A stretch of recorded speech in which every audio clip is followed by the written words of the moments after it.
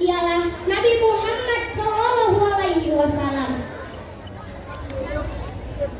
Yang saya hormati Bapak Ibu guru yang tampil pesona dan teman-teman sekalian kebanggaan agama dan bangsa.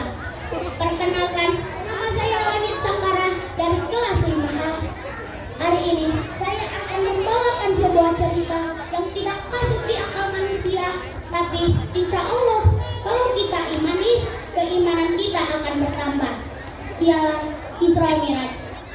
Isra Miraj adalah dua bagian perjalanan Nabi Muhammad dalam satu malam dari Masjidil Haram ke Masjidil Aqsa, lalu diteruskan ke Sidratul Muntaha atau langit ketujuh.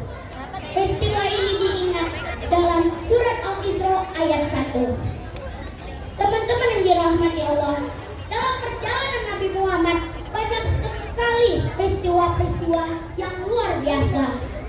Salah satunya ialah perintah untuk melaksanakan sholat 5 waktu langsung dari Allah,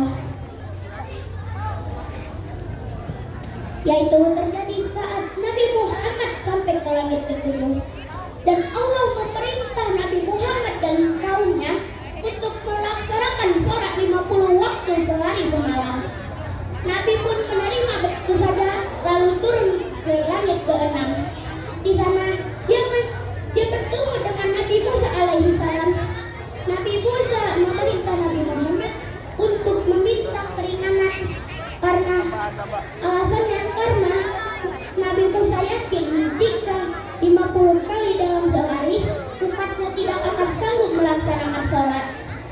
Bayangkan saja, kita sholat 5 waktu dalam sehari masih terasa berat, masih bolong-bolong. Bagaimana jika 50 waktu dalam sehari? Pasti kita tidak akan sanggup melaksanakannya. Oleh sebab itu, Nabi Muhammad pun kembali ke langit ketujuh dan meminta keringanan kepada Allah untuk melaksanakan sholat. Allah pun menurunkan menjadi 10 dan menurunkan lagi menjadi 5, dan yang terdiri dari sholat subuh, zuhur, asar, maghrib, dan isya. Teman-teman yang dirahmati Allah, sholat itu adalah tiang agama. Kenapa disebut tiang? Bayangkan saja jika bangunan tidak ada tiang, maka bangunan itu akan hancur, akan rubuh, sama seperti agama. Jika tidak ada tiangnya, yaitu sholat, maka agama itu akan rubuh, akan hancur. Oleh sebab itu, mulai sekarang marilah kita senantiasa menjaga sholat kita agar kita tidak menyesalinya di hari akhir nanti. Bapak, Ibu, dan teman-teman sekalian, mungkin hanya itu saja yang saya dapat sampaikan. Mohon maaf jika ada kesalahan, dan mari kita tutup dengan pantun.